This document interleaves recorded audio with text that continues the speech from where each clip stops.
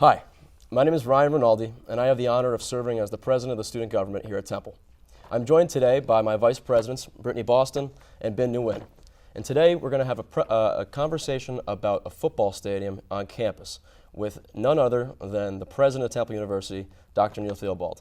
Thank you. Dr. Theobald, thanks for joining us this afternoon. Great to be here.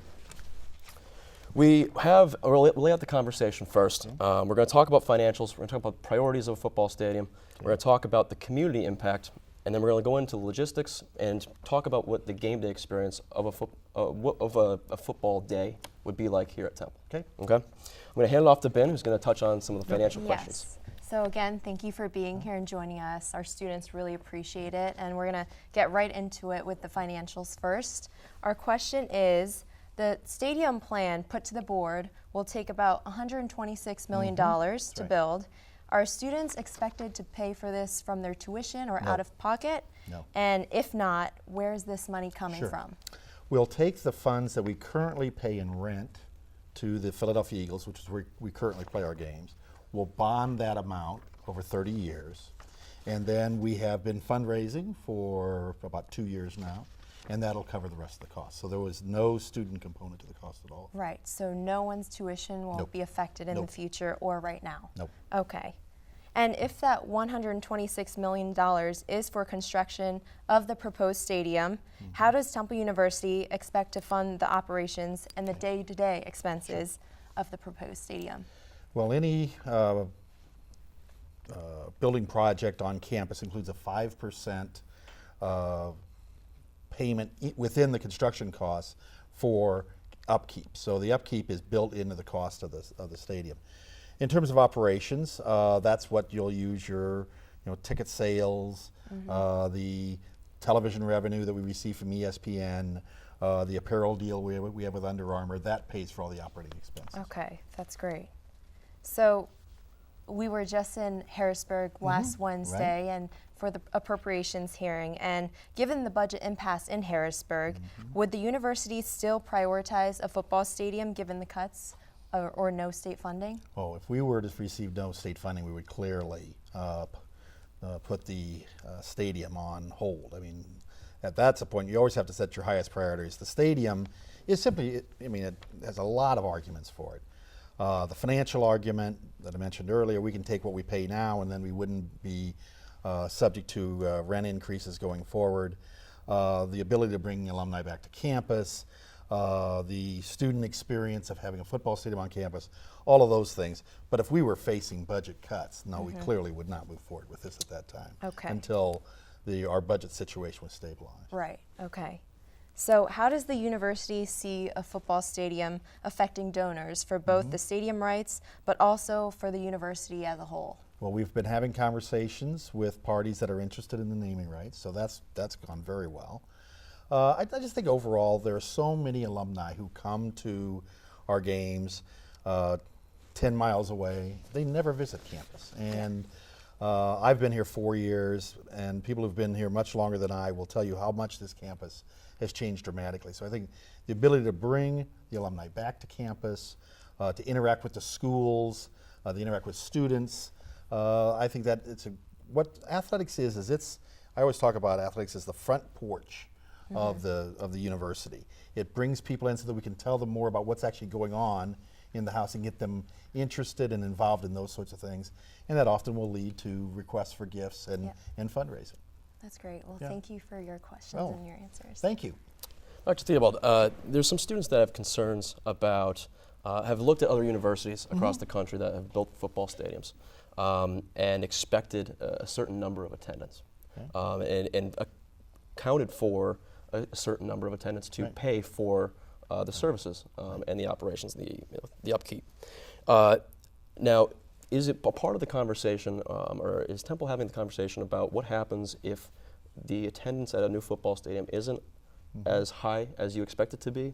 And where do you think some funding would come from, aside from tuition, to accommodate for that lack of attendance? Well, I think if you look at it, there are two alternatives here. There's either you continue to rent a stadium at a higher cost. We actually save about $3 million a year by building our own stadium. The cost of building is less than the cost of renting. So if you were to have an attendance problem, and our attendance last year, if you take out the 2 sellout games, we were still averaging 30,000 a game. Yeah. But if, say, attendance were to go down, we're actually in a situation where we have lower costs to cover with the lesser attendance. So this is certainly a less risky approach than entering into a long-term lease. Certainly. In our current location. Okay. Now, to kind of round out the financials aspect of this conversation, there are some students that are confused, I would say, probably about how the costs would affect Temple in today's day and age. In thinking, oh, they see a headline, it's $126 million. Where do we have that kind of money right now? Can you elaborate a little bit more on the process or the financial details of how a bond might be taken out and go into a little bit more of that? If you were to take what we currently pay, and our lease has 2 more years to run, and then there's a request that we pay more going forward from that point. If you take what we currently pay, that would bond $72 million. The remainder of the cost is being covered by fundraising, naming gifts, and so on. So there is no component of this that is not money we're either already spending or money we've raised in place. Okay, great. That's interesting. I think students really need to get those details to understand this isn't a one-time cost. This is something that will be paid off over time. That's right. Well, and you fix, and the thing with a bond, of course, is you fix that cost for 30 years. Yeah. When you're going in to renegotiate your lease every 5 years, generally those costs go up over time. So we will fix our costs at less than we would be paying under the new lease, and we would keep that cost fixed for 30 years. So it frees money for us to use for other needs around campus. That kind of goes right into my next question. We're going to change the conversation now to a little bit more of the macro thought of why a football stadium. So talking about the priorities of Temple right now. So question's pretty straightforward. Why a football stadium? Why invest in athletics? Why invest specifically in football? Why build a stadium on campus as opposed to investing somewhere else? Sure. Football is a major component not just to our athletic program, but to the university. As I said, it is a great way to connect with our students, connect with our alumni. It is a profitable enterprise. We generate more revenue from football than we spend. Last year, obviously, we generated a lot more revenue from football than we spent. So for the financial health of the athletic program, it's a very important component. The term I always use is football drives the bus. It is the major for TV revenue, for apparel revenue, for ticket revenue. It is the most important. So as we look at the 2 options of do we go into an increased cost new lease, or do we take our current cost and fix that over a period of time, financially the most viable way to go forward, build your own stadium, fix your costs, and then get all the other benefits of bringing alumni back, student engagement, and so on. And a piece of this that we haven't discussed yet that I think is vitally important is the retail component to this. I teach a freshman seminar, and one of the issues this year was what can Temple do to provide more retail opportunities, both to the community and to the campus? Well, this would have a significant retail component, bookstores, coffee shops, clothing stores, that sort of thing, in a pedestrian-only environment across on the west side of Broad Street. So it's a stadium, but it's also day-to-day a retail component that this community is in great need. Yeah, I think that's important to know, and I think Brittany's going to follow back up and we'll talk a little bit more about the community later on in the conversation. I know that there are some students, and there's been some headlines talking about priorities, and saying, why build a football stadium when students are asking for other services, like, for example, a sexual assault center? Can you talk to a little bit about where the funds come from, I guess, to reiterate the question that Binh asked earlier, and talk about whether those funds are earmarked, or why the university is taking the approach that it is? Now, the funds are clearly earmarked. I mean, you're taking the money that you're currently spending for rent and using that to pay debt. If you weren't taking out the debt, you'd have to pay that in rent. So it isn't freed up to use somewhere else. And then the gifts we receive certainly are tied to using that money for a stadium. In terms of the specific rape crisis center that you mentioned. We had a sexual assault task force here starting in fall of, we're 16, so 14. Their report was last spring. It was chaired by Dean Laura Siminoff for the College of Public Health, and that was not their recommendation. Clearly, if we're saving money from having this stadium versus what we would be spending to rent, that does make money available. If the recommendation change at some point in the future, you could go forward with that. But currently, we are acting upon the recommendations that we received from the groups that are looking at that. Okay. I think it's important because Temple Student Government was also part of that task force. That's right. And I think can you talk a little bit more about going into the sexual assault, the Title IX, allegations against Temple, talk a little bit more about what Temple's doing to take care of that? We have appointed Dr. Valerie Harrison, who was in our general counsel's office, to be senior advisor to the president in this area. Title IX, Equal Opportunity Employment Act, affirmative action, all those areas will be under one person. So she will be able to share resources across groups, make sure we're operating effectively. The adjudication process on campus will be underneath her office. So we'll have a one-stop place anytime there are complaints, there are concerns. Val Harrison will be the one who will be responsible for handling all of that. Okay, cool. All right, now, I think we're going to change the conversation over. There's a lot of students concerned about a community and the community impact. As are we. Yes, and I'm going to hand it over to Brittany to talk about that. Thank you, Dr. Theobald, for joining us. So where will the proposed stadium be, and how many families will be dislocated or relocated because of the stadium? The stadium's on current university property, so there will be no one displaced. It will be roughly on the southeast corner of Norris and 16th. Why I say roughly is there's retail that goes in there. There will be the expansion of the student recreation center that'll go in south of there. So the exact location, but it will be on the northwest corner of that quadrant, roughly. Okay. So no one is displaced in that spot. That's where we currently play lacrosse, field hockey, and there is a track. And each of those this summer will relocate about 3 blocks south of campus. Thank you. So how, if at all, would the public playground on 16th and Berks be affected by the proposed stadium? Not at Temple all. Student Government will actually be working and building up the playground and the pool, but that's a short-term plan. So what long-term effects will that have? It'll have none. That land will stay as exactly as it is now, and certainly we'll provide whatever support we can but that's not part of the land we're looking at for the stadium or for the retail. So what type of economic impact would the proposed stadium have on the community? And would members of the North Philadelphia community have employment opportunities at the stadium? Well, I think there's short-term and there's long-term here. In the short term, clearly there's the construction jobs from building the stadium itself. We estimate that'll be about $100 million in labor costs. So there will be a number of people in this community and in the region more generally that will be employed in that project. But I think the major economic impact is long-term with the retail. You'll have 2 to 3 blocks of retail space here that will employ a significant number of people. So I think the stadiums often are sold as kind of an economic development engine, and the research will say that generally isn't the case. It's short-term, but the retail, that's what's ongoing. So students are concerned about community members being a part of the planning process. How do you plan to include community in the future, and have you talked to community members?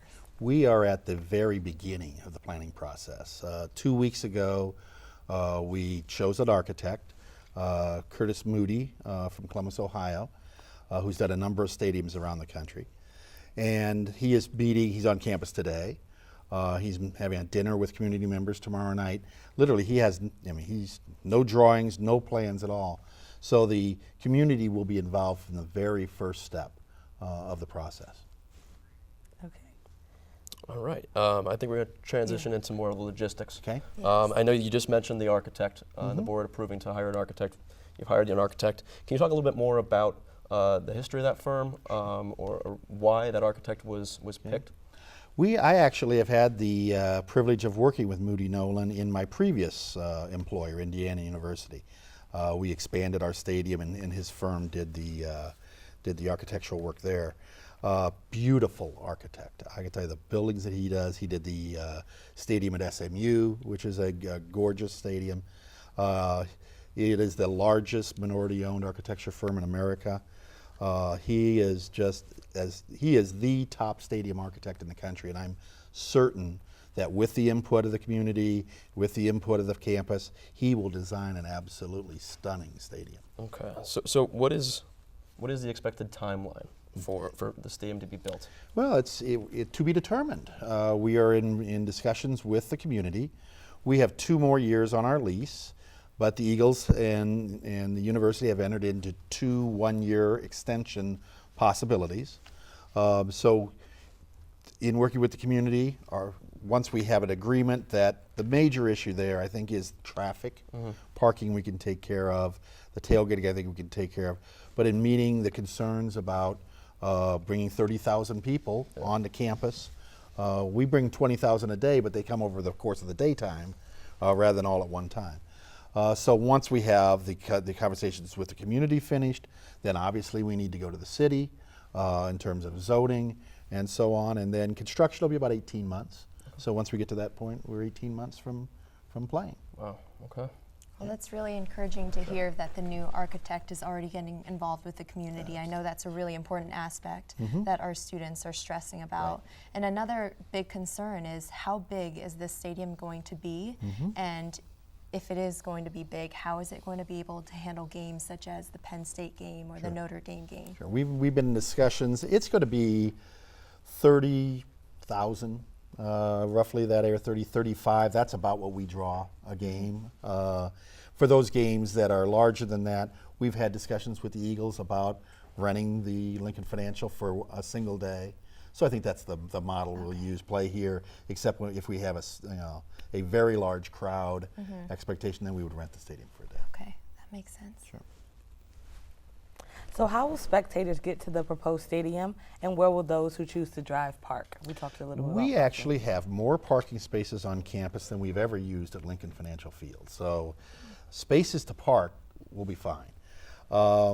We are in a very unique situation here of having 2 subway stops and a train station within walking distance of the stadium. So hopefully we'll use a lot of, in partnership with SEPTA, we'll use a lot of public transportation of getting people to games. The tailgating that we have planned would all be on the east side of Broad Street on the main campus, because again, our reason for bringing people here, we want them to know about the university and be involved with the schools. All of that's on the east side of the campus. So that's where the train stations are. Obviously, the subway stations stop there as well. So that's it's dual modal. People can drive here. We've got enough space for that, but we're trying to encourage people to take public transportation both ways. Definitely. So you did mention tailgating, and the link offers, a lot of tailgating opportunities. So how will this new stadium offer, tailgating opportunities? Because that's a part of our Temple culture. Absolutely. I think the tailgating, we're getting a bit ahead of ourselves here, but I think that'll be mostly structured around schools and around the residence halls. So I can imagine a tailgate for the College of Liberal Arts, the Fox School of Business, one for the School of Media and Communication. Those students who live in Morgan Hall, there's a lovely courtyard there that they could use for tailgating. So I think it'll be decentralized, it'll be mostly likely under tents or in the grass on the east side of campus. So to take that a step further, we currently have a number of parking spots. Like you said, we bring 20,000 students or people to campus on a daily basis. Now, while a lot of them take public transportation, there's still a number of parking spots that we currently have. And I can imagine that those spots will obviously be a more traditional type of behind-the-car tailgating kind of experience.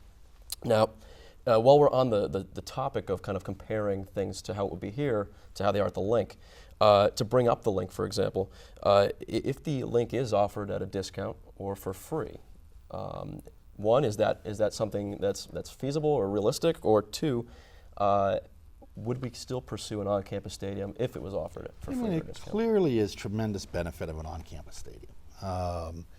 I don't like to speculate of where negotiations. We have been negotiating with the Eagles for several years, Sure. And we at the point at which we are.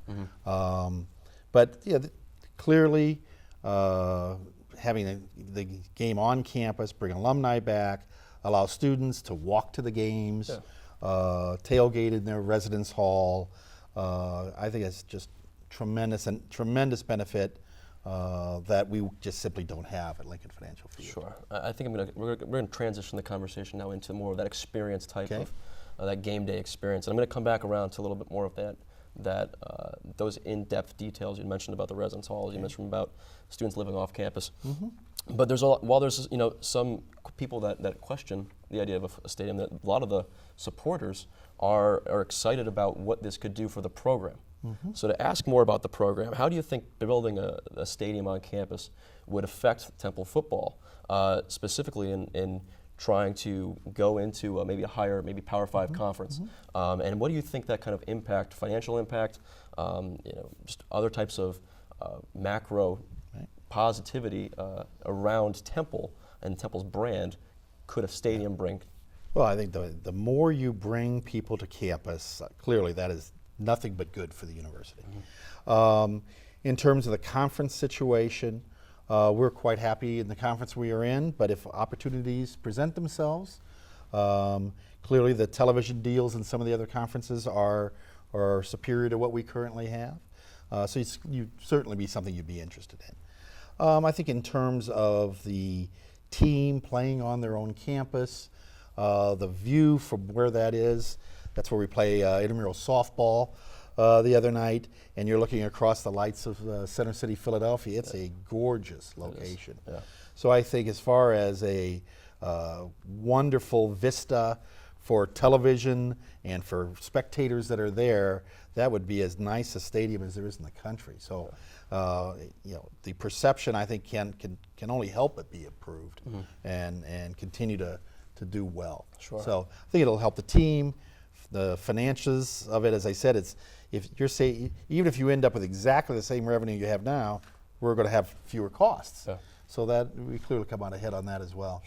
So it's a win-win-win all the way around. And again, I think the retail component really adds something that we don't have otherwise. To add another win, I think there's a lot of students out there that are really excited at now. Thinking realistically as a senior myself and being a junior, this is still something that we wouldn't see as students.